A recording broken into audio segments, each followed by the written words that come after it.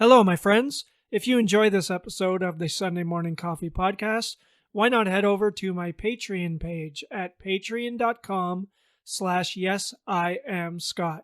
That's patreon.com/yesIamScott. And once you are there, you can find out how to become a supporter of the Sunday Morning Coffee Podcast. Once you become a supporter, you are eligible for incentives such as early access to episodes, Sunday Morning Coffee Podcast merchandise, a shout out on an episode, and more. So hey, don't do it now because you have an episode to listen to. But once the episode's over, head over to patreon.com/yesIamScott and become a supporter of this show. God knows I couldn't do it without you, the listeners. Now, on with the episode.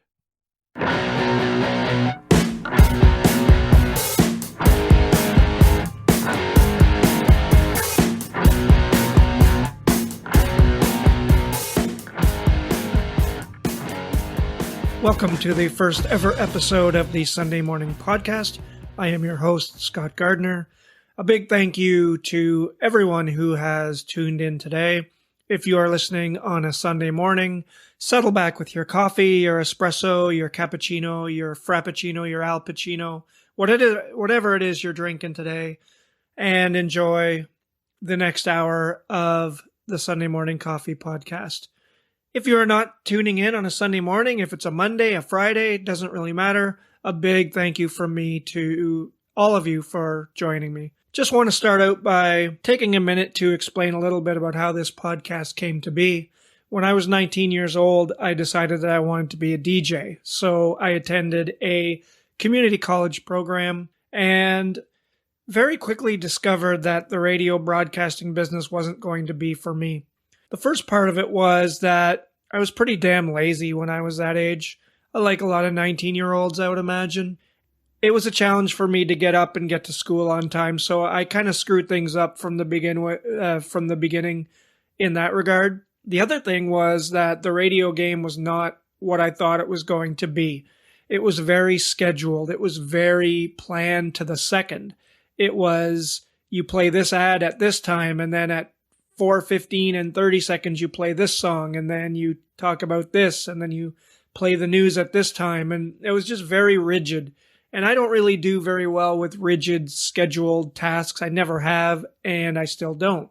Now let's fast forward all these years, 25 years. I don't even want to say how many years it is, but I've discovered, and it's been around for a while, but I came across the idea of starting a podcast. And basically, the podcast is going to be what I would have wanted my radio show to be. It's just a free-flowing discussion with people that interest me about topics that interest me. There are no deadlines. I don't have to make it a certain length. It can be 45 minutes. It can be an hour. It can be 30 minutes. It doesn't matter. I can talk about what I want, with who I want, and when I want. And that's the kind of freedom that I wanted initially in my radio career, which never happened. I finally got off my ass and I finally started this podcast, and I have had great fun doing the interviews, putting together the show ideas, editing it, even though that can be a bit of a pain, but it's all been great fun. And I've sort of come full circle after 25 years of having my quote-unquote radio career on hold. So thank you for allowing me to come full circle, and thank you for listening. I very much appreciate your participation in my little adventure. On to my guest today. My guest today is Connie Rubin. We met online on Facebook in a Facebook group a little over a year ago, I believe. Connie has a very, very interesting story. And the overall theme of this episode is about using writing, and not only writing, but any creative endeavor, as a form of self-therapy. I know I do it when I write on my blog, and I know that Connie does it when she writes on her blog as well. So we delve into writing for self-therapy to get you through a tough time. We also dive into other topics such as music, basketball, a little bit of football, and some other very interesting topics that I didn't even think would come up. So enjoy your Sunday morning coffee. Listen to this very interesting interview with Miss Connie Rubin. Connie, how are you? I'm good. How are you, Scott? Good to talk to you. Thank you for having me. I'm flattered to be a part of it, and I've watched you kind of have this idea from the beginning, so I'm happy to support it. Well, thank you very much. You were actually the very first person I ever asked. I am. The very first person, and you're the first interview that I'm doing. Oh, no way. Yeah, it's pretty cool. And I'll even forgive you for that Raiders hat. But I get so much flack for that because I live here. But what people don't understand is that I picked the Raiders as my football team when we moved to the U.S. My family moved to New York when I was a senior in high school. And I had always gone to all girls schools. And suddenly I was in a school that had a boys division. And I had to figure out how to talk to boys really quickly. And boys like sports, so I started to like sports, and then I had to pick a team, and the Raiders had a cool logo. And like, that's really how it started, and that is how it has stayed, and they've just always been my team.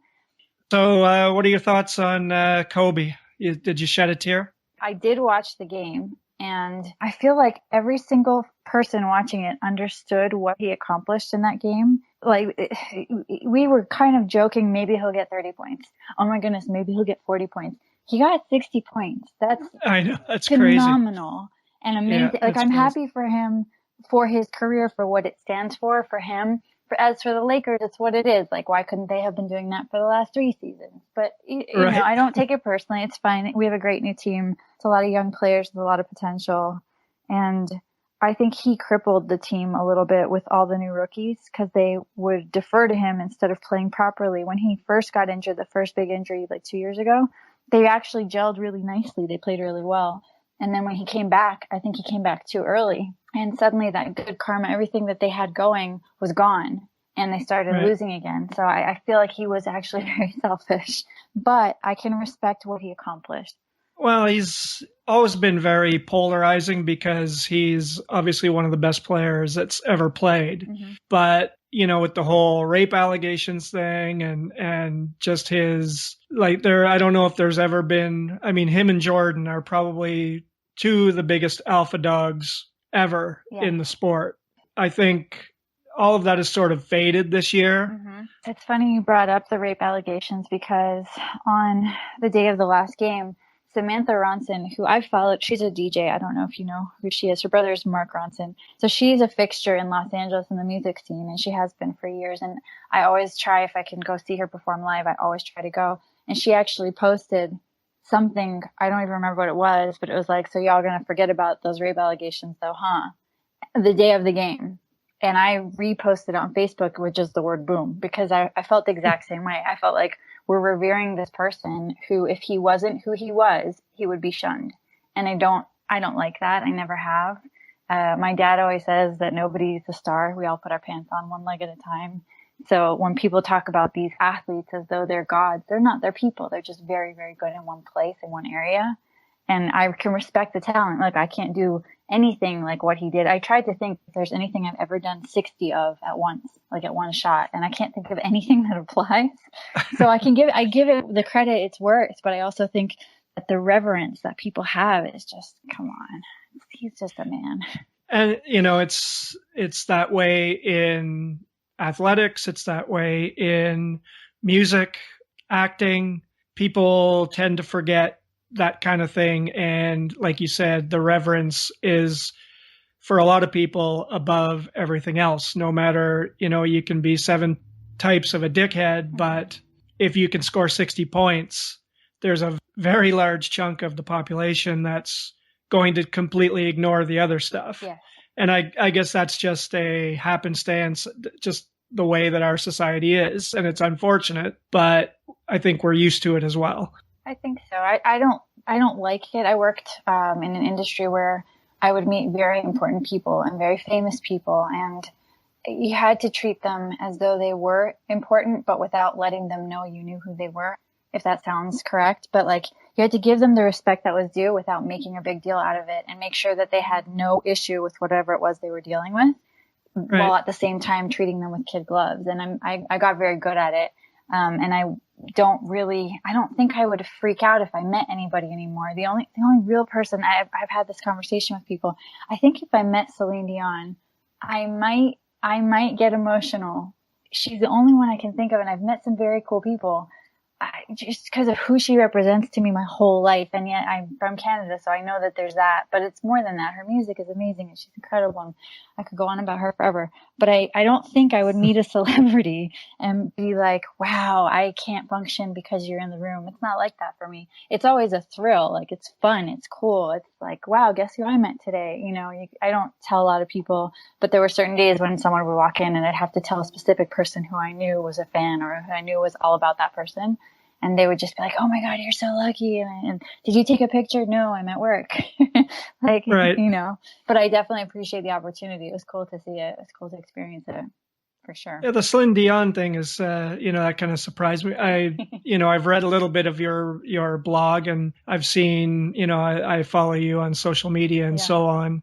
And that one sort of Celine Dion kind of tripped me up a little bit. It does. Everyone looks at me and says, her, the only way I can explain it is I grew up in a very sheltered family and we didn't listen to the radio. We didn't have a TV. I didn't go to the movies. So I didn't have any outside influence, and any music that I loved because I found it by myself. I loved the Beatles. I love Elvis. I love Michael Jackson. But I acquired all my tastes. And then as I got older, I discovered Sam Cooke and Al Green and all this music. And people look at me and say, what's your influence? And I'm like, I just love music, and I searched it out and I found it. So I've curated my own taste. And Celine Dion was such a fixture for us in Canada as kids. Like, I didn't even see Titanic until 15 years after it came out, but I knew the song. I knew every nuance of the song. It was that level of, it just permeated every level of society, that specific song and her. And she's a huge icon specifically there and, for the rest of the world. But I've met interesting people in music. I've had the opportunity in different areas of my life, and I haven't felt the way I feel about her. And I know it's bizarre, but I think it's funny. I don't know.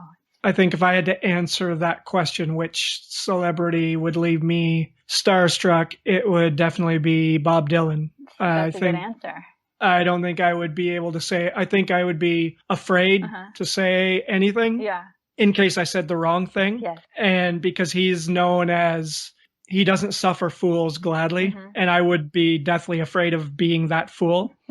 So I get where you're coming from with, there being that one person that would be awestruck, I think would be the right word. It would just be it's so emotional for me. I don't think I would know how to begin. I took myself to Whitesnake to see them perform live last year for my birthday. I went by myself. That's how I enjoy music the best. And it's in this really crummy theater in LA, but it's intimate and it's a great venue. People just don't know about it. And it's an older building. So it's not like one of those shows that sells out all the time. And I was so excited. Oh my God, it's Whitesnake. And I didn't match any of the audience. Like, I'm not their demographic. I'm probably 15 years too late, but it's cool. I was so excited. I'm there.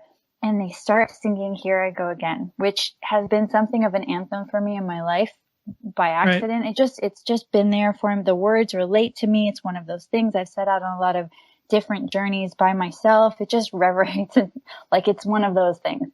They start singing, everyone stands up and their fists are in the air and there's an energy. I stand up and I start bawling, just tears pouring down my face. And the guys standing next to me are wearing like Whitesnake t-shirts from tour from 20 years ago. And they're just looking at me. There's like a lot of biker looking people and they're all looking at me like, why is she crying? And I cried for the whole song. It was so emotional and I didn't expect it, but I think that for me, at least, proves the power of music, specifically the power of a song and what you can create out of it for yourself, which is something that I push for people to always just explore music because it can heal. It can give you, if you're ever lost and you don't know what to do, I find a lot of people put on a song and suddenly they feel inspired. Why? That song did not change, nothing changed physically in their world, but you start to realize it's okay. It gives comfort, and especially if there's a song that you go to all the time. I have a similar story, almost identical to that. I was 21 years old, so half a lifetime ago for me. Mm-hmm. And I went to see Bob Dylan. Okay. All by myself, same thing. Uh-huh. He started playing Like a Rolling Stone. Oh my goodness. I'm so excited and for you. And it was the same thing. Yep. it was like I'm biting my lip. I'm like, what the hell is going on? Like I Mhm. could seriously cry right now. And it was just, you see one of your heroes. Mhm. There he is on stage playing at that time my very favorite song. And you're right. It's an emotional experience to go through something like that. And, you've listened to that song a million times well, for me, it was on cassette, Mhm. and then to hear it live and you're watching this, it's just an unbelievable I experience. think it's very powerful, and people a little bit forget it now because music is a little bit more generic. But not all music is generic, and there are some amazing artists out there. And if you're lucky enough to find something new that's like that, that's awesome. But I find for the most part, it's the older stuff that gets me. That's me. I'm so happy you had that experience. Like, it makes me smile. I'm happy for you. I don't know, maybe this is me being someone that likes to write, not only blog posts and so on, but poetry and song lyrics. Mhm. It's always the lyrics that mostly I gravitate to. Okay. There are certain songs where I could almost listen to the same verse over and over and over again just because it means that much to me. And who knows if I'm interpreting it the way that it was meant. But I think with music, I think you're pretty much open to interpret it and get from it what you want. I don't know if you are more of a music person or more of a lyrics person or both. But for me, it seems to be the lyrics that I gravitate I to. wish I was classy enough to be a lyrics person. What happens to me, and this is embarrassing, but I can't remember lyrics. I'll remember parts that stick out, certain words, and I like to write. I write for myself all the time. But if someone else writes it, the words don't necessarily stick. I can sing a whole song and make it sound like I know the words, and I'm just making sounds that sound like the song. I don't know what the words are, and I've done it so many times. Sean Kingston is a great example of that. He has a couple of songs. I can sing the whole song, and my sister has made fun of me doing it in the car on multiple times. I sing the whole song. I have no idea what the song is about. There's no words. It's just sounds. I'm like a parrot. I can just mimic it and make it sound right. And it's ridiculous. But there are certain songs that, because of the words specifically, they resonated with me. But it's not often. More often than not, it's just the emotion that a song can bring. And then I'll find myself going to look up the words later to try to figure out what is it about. Sort of segueing from music into writing a little bit. Mm-hmm. You've got your music blog, which I checked out, and I'll just pronounce it Connie says because Perfect. that's what you told me to call Yes. you. So before we go any further, why don't you tell me a little bit about when you started that blog, and if you happen to remember, what was the first or who was the first post about? Ooh. The blog had a couple of reinventions. Like, when it first started, I want to say it was 2007. I knew nothing about blogging. I knew nothing about monetizing a website. I'm still not great at it. And I was so excited by the idea that I could write things and maybe someone might see it. But the first things I blogged about were TV shows. I would blog awards like the Oscars and the Emmys and write about the outfits that people were wearing. And then I drove out to California by myself from New York, and I blogged the whole trip. So I took pictures of all these awesome pieces of art that I would see on the side of the road. And it was more for me than for anyone else, but I thought it was cool. And if somebody cared, they might want to see it. And then when I was in LA, I became a seat filler for a couple of companies. So I would volunteer. I wouldn't get paid, but I could go to these award shows and get dressed up and sit in the seat of some famous person during these shows and get to write about it later, which was why I went. And That's it was awesome. a lot of fun. I got to go to an old American Idol finale. I want to say the one with David Archuleta. I think I was at that one. I went to the first CNN Hero Awards. Like, there were some really cool things I got to go to and be a part of. And that's kind of how the blog started. And then, because I was in LA and I was interested in music, I started going to shows. I wish I could remember who the first one I wrote about was. I don't. I'd have to look. Well, let's hang on. Let's get back to the seat filler thing because Okay. you've made me interested in the seat filler thing. I've heard that beast actually existed, Yes. but I've never known anyone that has done it Oh, it's before. a lot of So, fun. how does it work? Does someone say, "Hey, go sit over there for 10 minutes," or It how do it you? depends which company. I worked with a few, and I actually still keep in touch with them. Now they're very fancy. They have websites, and in order to attend the shows, you have to submit yourself, and then I'm assuming somebody vets all the submissions and they pull out who they want. A lot of times the shows are televised, so they care about what the people look like who are showing up. If That you, leaves me out. well, no, but no, it's not true. Like, I've been an audience member in, what's the most, I did one recently, just out of curiosity. It was an Asian, like American Idol type show, but not nearly as amazing. And there was no English spoken, but they wanted an American audience. And so in between filming, they would have a translator come out and explain what was going on. And then we had to vote for who we thought was going to win. I don't even know where the show is playing. Like, somewhere there's a show where these contestants sang, and I'm in the front row and I'm wearing a bright blue dress. You're going to see me, but I don't even know how to find it. Nothing was in English. It was really cool though. That's amazing. It was a lot of fun.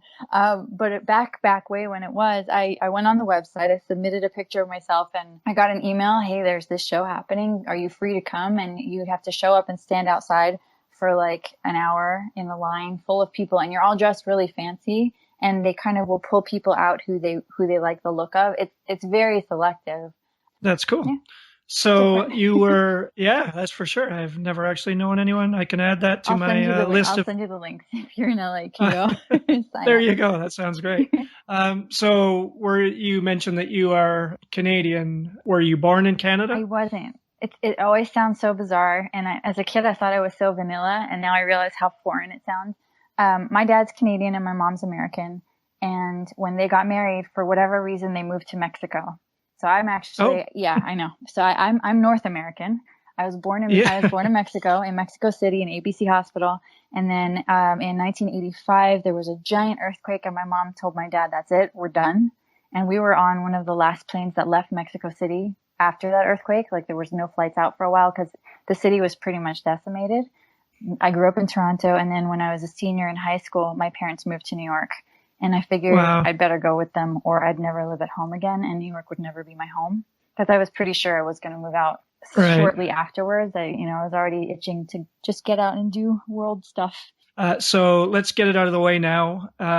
What is the correct pronunciation of your name? So I'm not gonna try it. I promise you. No, you can. That's the cool part. Once you say it once, you're like, oh, it's not hard. So it's spelled Chani. Most people say it wrong completely, and I correct them. It should be Chani. It's a ch. It's Chani. Okay. It's easy. I got tired of being called Chani because I really don't like that. So I became Connie when I was about 15. And people are like, "Oh, that's so pretty. That's such a gorgeous way to spell it." And I'm like, cool. So Chani or Connie, it's fine. It doesn't, I never get offended. But if I hear Chani or Chani or anything like that, I know that person never met me, because they would know how to say it either way, but not that way. That's right. Yeah. Yeah. Well, for full disclosure, I totally thought it was Cheney. It's so fine. Yeah, but now I know. I never get mad. I always just laugh at it. It's like an inside joke that I keep sharing with people. Where we actually met was, I believe it was in the Choose Yourself Facebook group. Yes. It was. If I'm not mistaken. The reason that I initially, and this was a year ago, at least a year ago. It might be a little more now, but yeah. Might be a little more now, that I decided that I wanted you to be on my podcast when I finally got off my ass and started it, which, thank God I've finally done that. Yeah. I just remember that the reason I wanted you to be on was because your story and your blog that I knew before I knew of your music blog was just so almost unbelievable, almost movie-like. If I'm not mistaken, the last I saw that you updated it, you had something like 30-something chapters. Is that ballpark? I had 29 chapters. Well, let me go back, because nobody knows what we're talking about. I had a story. I had a whole thing that happened to me in my 20s. And for years and years and years, I never talked about it with anybody. Some people in my family knew. The majority of my world had no idea. And it wasn't a secret, like a hidden thing. If you knew about it, you knew, but nobody talked about it. And it affected me. It was dramatic, and it was life altering. And it was the beginning and end of my marriage, honestly. But not because of that, just life is sometimes difficult. And with the permission of my now ex-husband, who is a very good friend of mine, we're very close, I decided to write the story. And he actually helped me write the first chapters. For people who have no idea, my ex-husband was arrested on white collar charges, and he served 3 years in federal prison. And it sounds very simple to say it, to summarize it like that, but like he was arrested, it was 2003. And then for the next 8 years, we were fighting in court and dealing with attorneys who were a nightmare. Like if you ever need an attorney, just because they're the most expensive one doesn't mean they're the best. I know because I've had all of them. I know them all. And assets were frozen and then fines were paid and things happened and it was just chaos. My whole life was chaos and I never told anybody. If people knew he got arrested, they knew. But then after the initial crazy and it was in the newspaper and it was insane, then nobody talked about it and he shut down his businesses and we kind of disappeared from our world, even though we continued to fight it, but we just stayed to ourselves because we were busy dealing with this whole thing.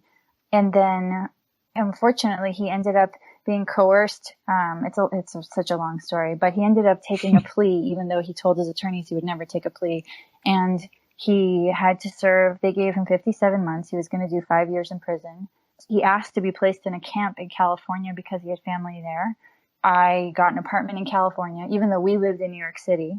And then the day before he was supposed to self-surrender, he asked the judge if he could delay it 2 more days. My sister's wedding was in 2 days. He asked if he could just go to that. The judge said, no, I'm done with this case. It's enough. Let's start this already. So I'm at my sister's wedding in Brooklyn, not knowing that he is literally down the street in prison because he had to self-surrender. And the facility where he was being held until he transferred out to California was 2 blocks away from the wedding hall. And we had no contact because when he first got in, he had no phone account. He had no money set up. I didn't even know he was there. And nobody in my family knew where he was. They thought that he just wasn't able to come to the wedding. And I'm sitting there like in this fancy dress, all made up. Everything's supposed to be beautiful. And I'm just like, I don't even know what to do with my world. Right. And did you at that point know where he was? I didn't. I knew he had gone in Brooklyn, but we were very naive and we just kind of thought that if they told us he was going to transfer to California, he would go. He ended up sitting in Brooklyn for a couple of months and I had to make up stories to my family why I was still in New York, even though we didn't live in New York anymore. Everything was just crazy. My New York friends thought I was in California. My California friends thought I was in New York. And I just didn't tell anybody. And for the first 6 months that he was away, nobody knew. And he would call me and then I would relay messages to people and everyone just thought he was very busy. He is one of those people who can be difficult to get a hold of. For a long time, he didn't have a cell phone. He doesn't have any social media. He is one of those people anyway, but it was a little bit of a burden for me. And I'm not good at stories. I can't make things up. So I would just say, oh, he's away. Because to me, that was the easiest way to say the truth without having to elaborate. But then things would come up, like we rented out our home in New York City for 5 years because we knew he'd be away for 5 years. And then we'd have problems with the tenant. And I'd have to make decisions. And it's not that I couldn't make decisions, but up till that point in our lives, we had either done them together or he had made the decisions. So the whole thing was just a long journey. We ended up going to California. I've had a grand tour of all the federal camps and mediums, a couple of other facilities all across the West Coast, a couple on the East Coast. It was pretty eye-opening and it was life-altering for both of us. And I stayed with him through it all, which people afterwards are like, why would you stay if you were going to leave? I never intended to leave. I knew he was going to be okay and he was going to come out and we were going to be fine. And then when he came home, we were both very different. I had gotten used to taking care of our life. I ran our companies and I took care of our house and our tenants and all the problems. And I had suddenly become this very self-sufficient person. And that's not how we were when he went away. And he came home and he tried to pick up where we left off. And I'm like, wait, what? You can't, excuse me. It was really hard. And I didn't want to lose this amazing person because we couldn't find a way to be cohesive together. So I realized very quickly that we were better as friends. And I left him and I moved to California and I drove across the country again.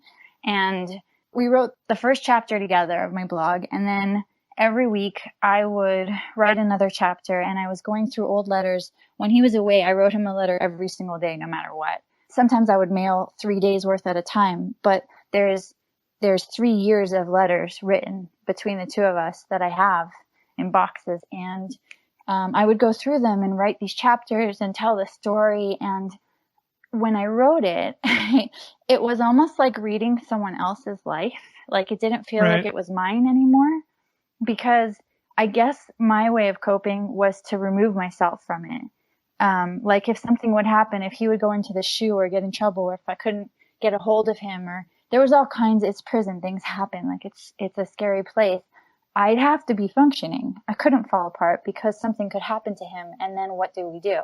So I really found myself through it, even though it's like, it's the worst way to find yourself. I don't recommend it, but I really don't. But it did make me a really strong person today. So I'm not sorry. People ask me all the time, do you regret staying? No, not at all. I think it made me an interesting person, and it unlocked a lot of things for me that I didn't realize I had.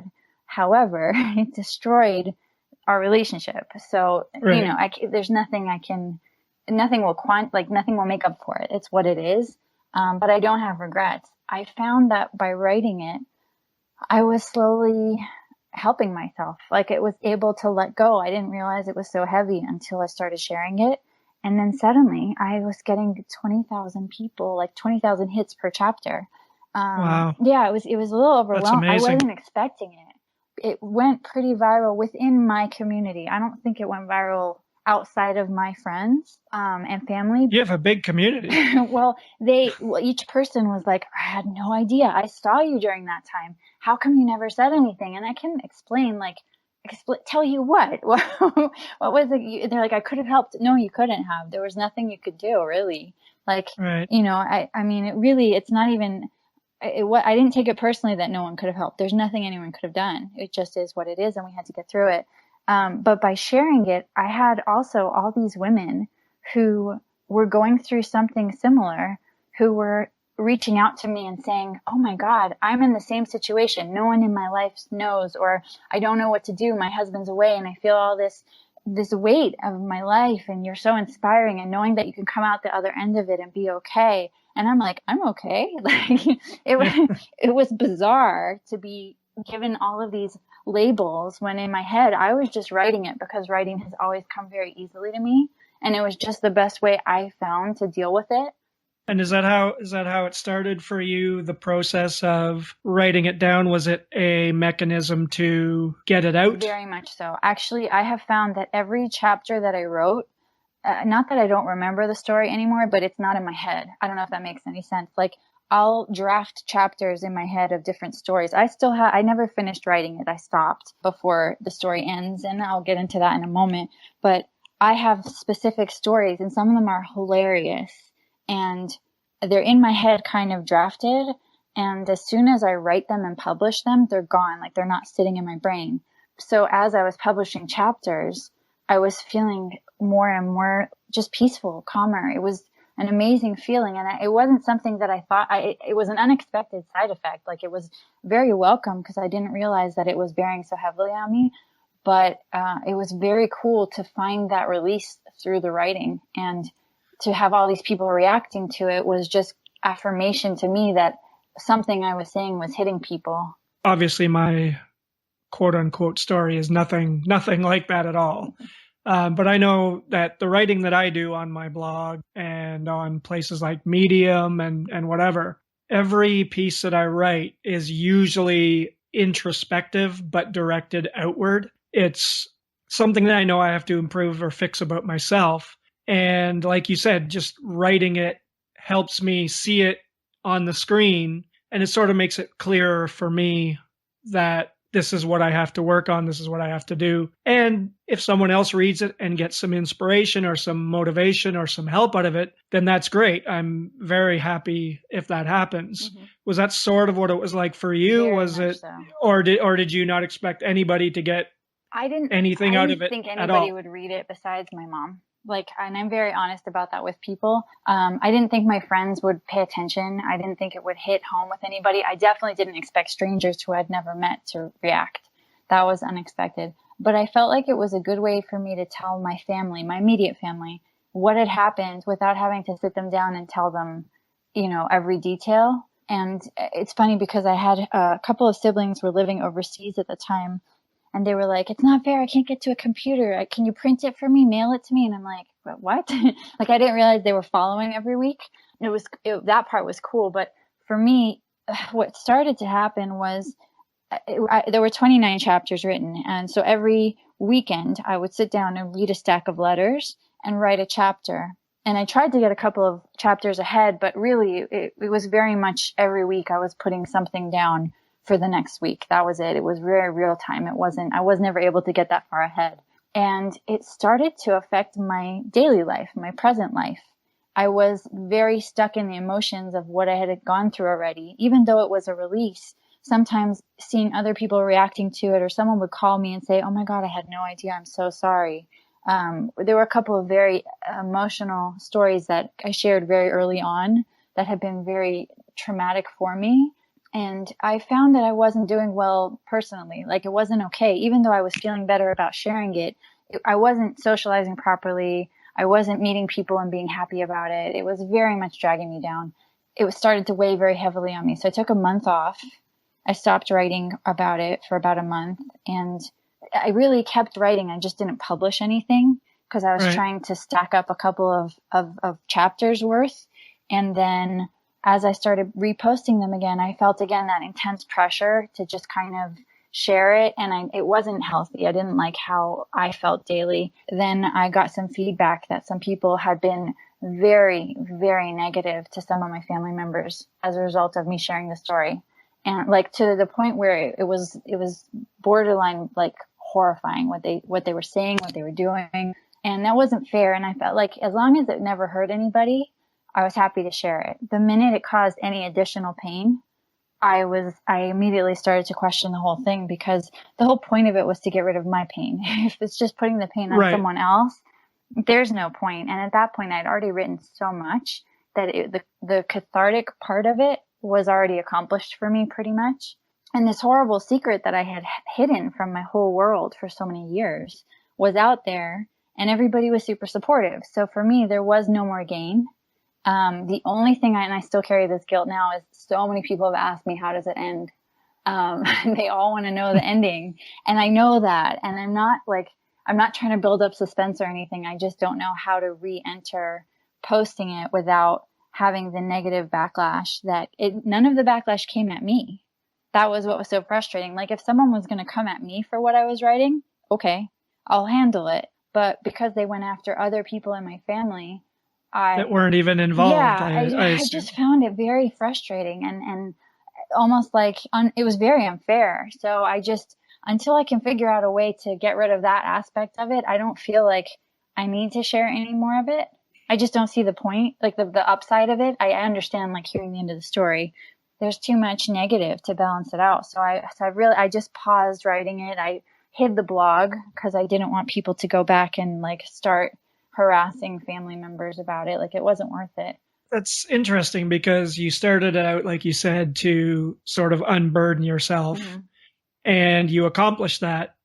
But then the pendulum sort of swung the other way, and you found that the actual writing of it and I don't know if it was the reliving of it, but the having to think about a little bit, writing something, it almost became a burden again to write it. And then with the I'll use harassment that family members went through that were completely uninvolved and innocent in this. I can completely understand why you would say, "Whoa, let's take a step back." And this was supposed to be helping me. And now not only is it causing me issues, it's causing my loved ones to have issues. Yeah. So I could have handled it if it was just at me. Like, I kind of expected you're online, you know how it is. There's just always someone with a comment who has something to say, and that's fine. I love to let everyone be entitled to their opinion. That's totally cool. I don't have to listen to it. And frankly, I don't understand why, if you hate it that much, you have to make a point, but it's okay. It's fine. Like, it's cool. I'm really good at not taking it personally. But if it's outside of my control where it's hurting other people, it infuriates me. And if it hadn't been for that, that was the final push for me. if anything else hadn't happened, I would have continued, I think, and just found a way to deal with the added pressure of posting a chapter every week and the down, like, it just was a little bit depressing every single week to keep reading the letters and like reliving it and going through some of the emotional stories. And also, as like the first year, everything was new, right? We're new to prison. We're new to how this works. What's going to happen? By the second year, we were no longer new. Now it was, what's going to go wrong this time? How are we going to get screwed by the BOP? What's going to go wrong next? Which lawyer is going to mess up this paperwork so this happens? Like, it was just constantly chaos. That's the only word I can think of. By the third year, I was so over it.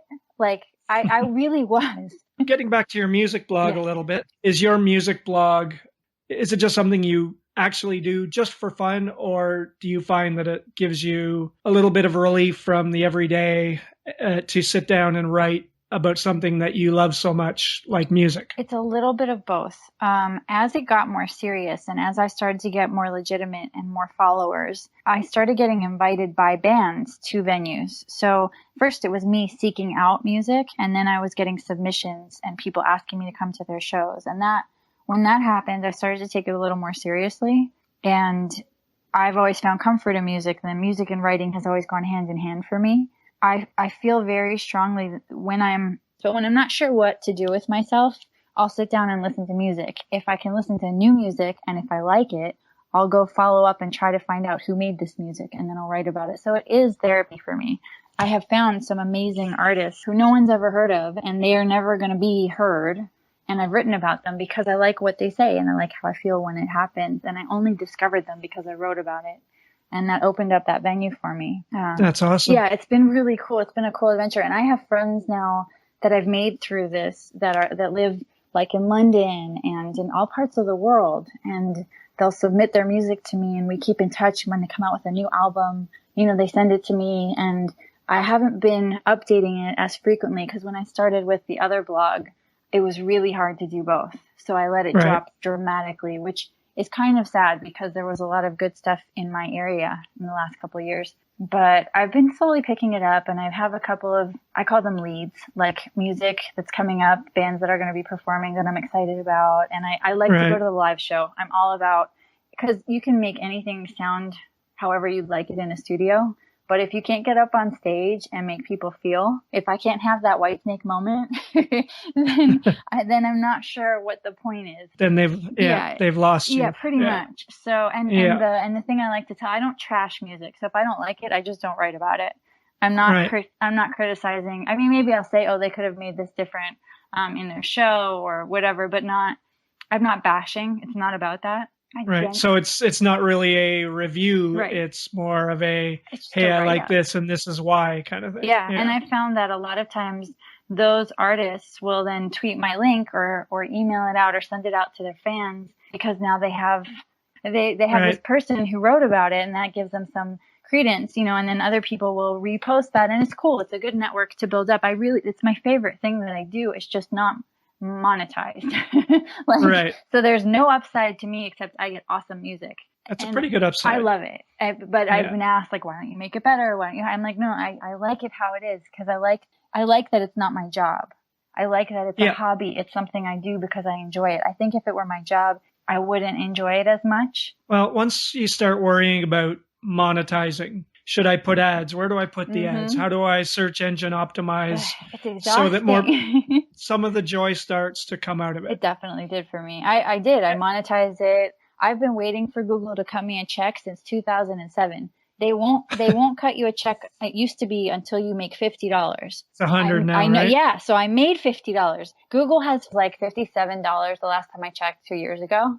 And I can't get a check because now they raised the limit. So I have to make $100. So. And how far away were you the last time you checked? God, I think it's pretty far. I don't think I've ever hit past like 60 something. But all right. Well, when you give the link at the end, we'll drive people over there. And fine. If anyone's listening from Google, cut the woman her damn check. I just think of it as the worst long-term investment ever. Like, it's just not much interest. No. It's like a savings account. If pretty I much, ever right? get that check, I don't even think I'd cash it. put it in a frame, yeah. and I think and I like I hate to t-shirts. tell you this, but they do direct deposit now. Oh They don't God, that's they even don't worse. send checks anymore. So all you can do is print out your bank statement with Google written on it. That's That's no all you can do. fun. I was gonna say, I don't know if you know this. Twitter is where I'm my most self. On Facebook, I always say there's family there, and Instagram is just pictures. Twitter is me. It's me just saying stuff. Right. So 2 years ago, I started doing something called Quest for Yes, and it's where basically if someone says, "Hey, do you want to take a fire dancing class?" Yes. I don't actually want to take a fire dancing class. I don't like flammable things, but I'm going to say yes because yes, go do it. That's the quest. It's part of it kind of ties in with my writing because I ended up meeting a lot of really cool people and doing a lot of really cool things over the last 2 years because of the quest for yes. Like someone suggested to me to submit an article to the LA Times, and because she said it, I did it and it got published. That was pretty cool. That's awesome. Right? What was the article about? It was about a guy I had met through a dating app who broke my heart. Oh, It's not my best work, but the point is I'm published in the LA Times because I said yes. And it's yeah. something I would never have done. My friends who I love dearly have had this band in LA going on 20 years now, and they asked me if I would be on their album cover. And I said yes, and that was awesome. So there's an album hanging in Trader Joe's in Hollywood that has me on the cover. Like that's No way. yeah, That's cool. that's the kind of stuff that like you can't plan those things, but I find that through my writing, I was able to start embracing just different circumstances. I'm actually very shy and I don't like people, and I've had to overcome that. And the quest for yes was a way to stop missing out on opportunities. It really That's pushed awesome. me. Yeah, I figured you'd find a way to tie it in with the writing because it's become something very cool that I still continue to do it. I'm always open to it. That's what the quest for yes is. Like, That's amazing. yeah. And, I fully agree with that because that's sort of where this podcast came from as well. I wrote a blog post just a little while ago on my blog, scott-gardner.com, about stepping outside of your comfort zone and doing something that makes you feel a little bit uneasy inside. Mm-hmm. And this is one of those things. I have never interviewed anybody before. I have never hosted a podcast before. So the very thought of it just made my stomach do leaps inside. And that's sort of how I knew it was the right thing to do. Exactly. Because obviously what I've been doing all these years hasn't been working. Mm-hmm. Being in my comfort zone, doing the same old shit day after day has not been getting it done. So it's time to flip the coin and do the stuff that I've wanted to do that I don't feel right about doing. So the quest for yes that you are talking about would be right along those same lines. It's the most like your thing. fire dancing example, Yeah. for example, is a great example. It was terrifying. Especially if you hate fire. Yeah. Like it wasn't really, I went because my friend was going and she said, "Hey, you want to try a fire dancing class?" And I'm sitting there going, I know what this answer is and I'm not liking it, but you know what? It was cool. It was very cool. It's how I started doing yoga. I have a puppy. A lot of cool things have happened because of that. And I've met very interesting people, and I feel it's a little bit of the choose yourself mantra, the quest for yes. It's saying yes to things that you wouldn't usually. So you're choosing yourself by doing them. I agree. And I think that's kind of how I found the group. Really, a lot of the members there helped me. I didn't really say what I was writing about. I think I said a couple times, like, I have this blog that's going. If anybody's interested, reach out to me. But it's terrifying me to post it, and seeing that all of you are doing this for yourselves is giving me the courage. And it really did help. It's kind of funny because one of James Altucher's books is called The Power of No. Yes.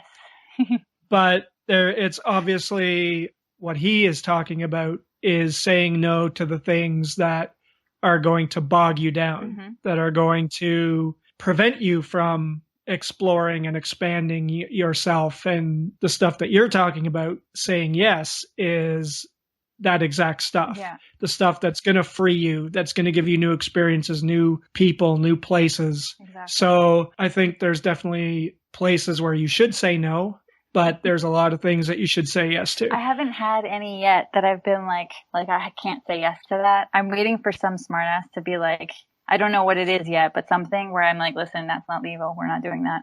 But, and as I tell it to people, like, oh, that's really cool. I want to do the next one with you. I'm like, okay, but you could just do them by yourself. Or you could just start your own and then invite me. I don't have to be the ringleader. That's right. It's fine. So why don't you take a minute and promote your links that you would like people to know about, your music blog, your Twitter, anything that you want to drive people to. Now's your chance. Oh, perfect. Thank you. You can always check out my website. It's conniesays.com, and I'll spell it.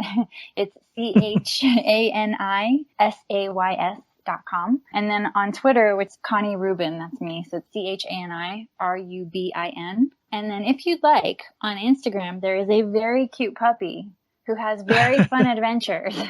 And I made him his own Instagram so that my friends don't hate me, but I post almost every day. It's _ Snoop, SNOOP, and then 3 underscores, and then DOGG_. So it's Snoop Dogg on Instagram. Snoop Dogg on Instagram. Yeah. Perfect.